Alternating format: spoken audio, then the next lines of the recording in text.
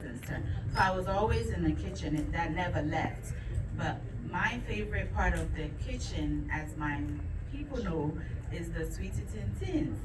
So I like to be there when the cakes are ready, and usually Ghanaian cakes, the outside is very crunchy when it comes out, and that was my favorite. And if you're not helping, usually whoever's in the kitchen gets the fattest part of what is being made.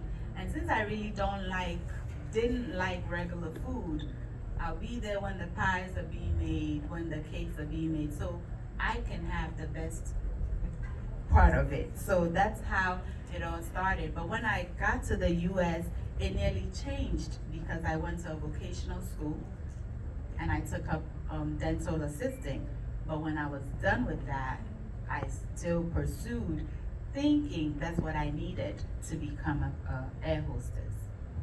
Right. So, at what point did you decide that, okay, I want to start sharing recipes and talking about food and all of these things online? At what point did that come to you?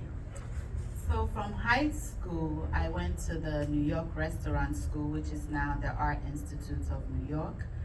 And so my family, they would ask me for recipes because if you've gone to restaurant school, then you Yeah. should be helping us out. So I was busy either writing it down or typing it, and then I think it was in 2008 when I got introduced to Facebook, and I will post pictures of what we will eat.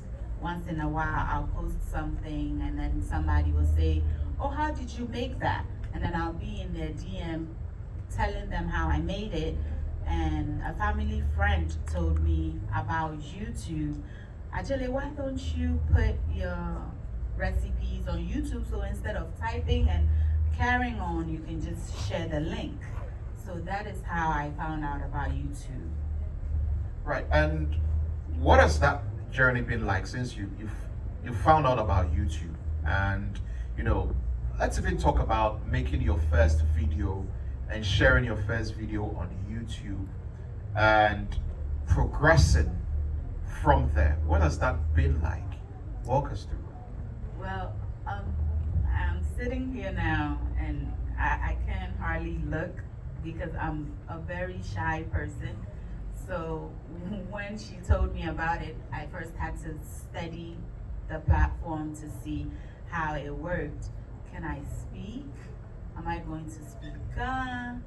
Am I going to speak English? What can I do? So I went on the platform and I saw that people were speaking any language that they wanted to speak. And the first couple of African channels that I saw in cooking, they were showing themselves. And I wasn't ready to show myself. So I kept watching and kept studying, not one particular person, but different people. And then I finally chanced upon a channel that the person would only show their hands. And I said, oh, this is something that I can do, but can I speak? So I kept watching. I joined YouTube in 2015, but I didn't start my channel until 2017 because, again, I was trying to see what is going on and where I can fit myself. And so finally, one day, I decided, let's do this. And so I used my daughter to make plantain chips. So I showed her, very excited to make plantain chips. She did it, and then we posted it. My first 20 subscribers were family members. Okay. So they watched, and then I got this lady randomly commented on my post, and I ran to my brother and I said, oh my gosh, there's a new person. The person commented, and he said, who? And then I said the person's name, and it was his friend. So I was kind of like, oh, I thought it was just somebody that just yes, but it was somebody that he knew. The person didn't know me.